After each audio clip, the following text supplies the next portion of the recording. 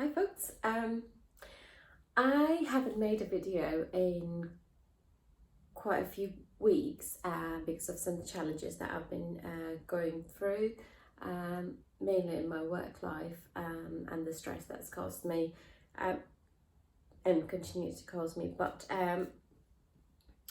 I decided to make, obviously I want to have my life as well, so I decided to make this video and also continue to make some videos to contribute towards the compassion project thing that I started a few months ago when we were still in the throes of lockdown.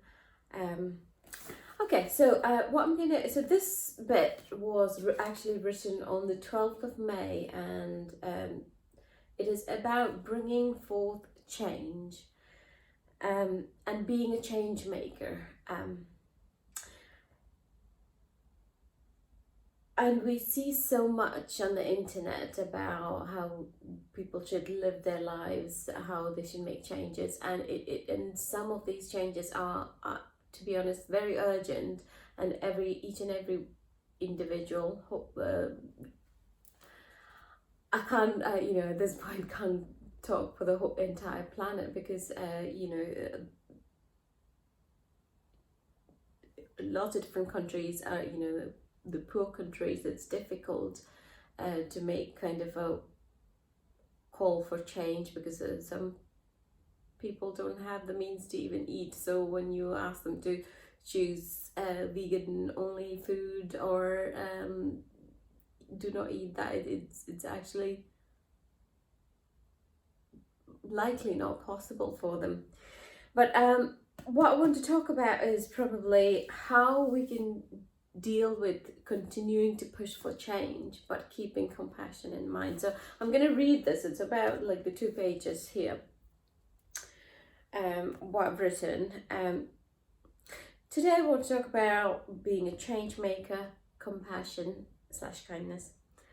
This time in lockdown has given some of us some time to think. And you may have been able to think about changes that you want to make personally in your life, or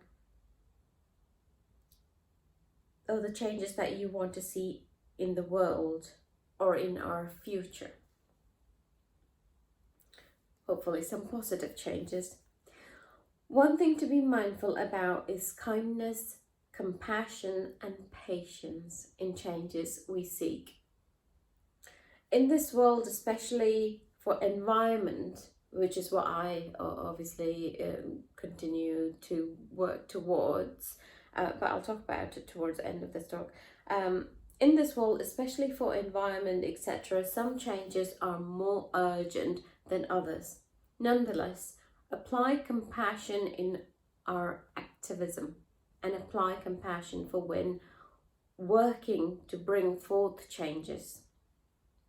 You can scream, shout, and call names, but this will most likely be dealt with defensiveness.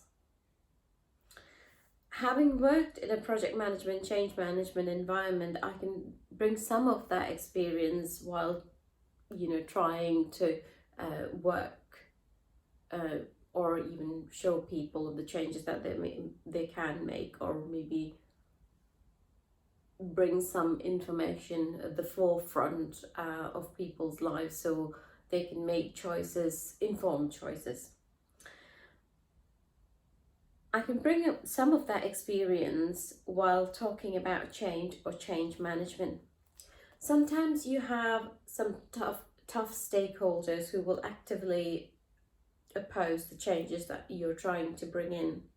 But the only way to get their buy-in or / bring forth change is by giving examples, showing them the benefits, the immediate and the future, and listening to the challenges faced by them, and be patient. And last but not least, move on. You can only do your best. So that's only tiny bit that I wanted to actually read. I've written lots of other bits, but that was more in relation to the kind of lockdown environment. But yeah, in in terms of changes that we want to bring from an environmental point of view, there are, obviously we are obviously coming back out of lockdown. One of the things that we want to do is put more pressure on the government. We can obviously, the other things, there are small changes that we can make within our own lives. Obviously, you can do your own research. There is lots of information out there, but one of the things that this is actually a crucial time to put as much pressure on the government, from lobbying your local MP or whatever that you want to do, signing petitions, whatever, putting pressure on the government to make the right choices for our environment is really important right now. So I think the government policies are, again, one of the key things that will make a big chunk of impact in the climate quota that we want to achieve before the temperatures go further up and things like that, and that the targets that are set by the agreed to by the government. So I think obviously, in terms of changes that we want to bring forth, always think about how you would feel if somebody is battering on about something that you're finding it difficult to adjust to or change. So change needs to happen in terms of the choices that we make for the environment, but also be compassionate. The best way to do change is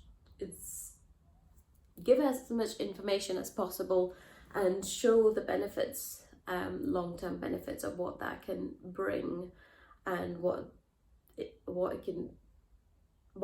benefits it will have for the future.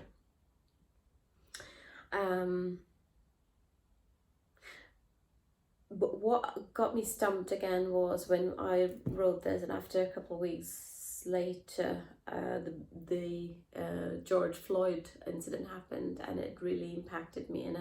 And I was like, okay, we want to be compassionate. Obviously, I support no violence, but but protests and things that needed to happen, I suppose so.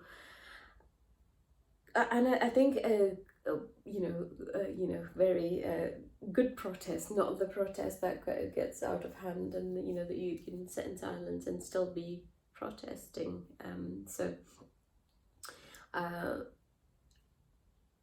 It did stump me, the whole BLM movement, and I'm still working through it. My emotions as a person of color in that area, and it's a completely different topic, I suppose. But thank you for listening, guys, and hopefully I'll make some more videos on my thoughts. I've got a couple of other bits and bobs that I could make videos on to add to our compassion project. Thank you. Bye.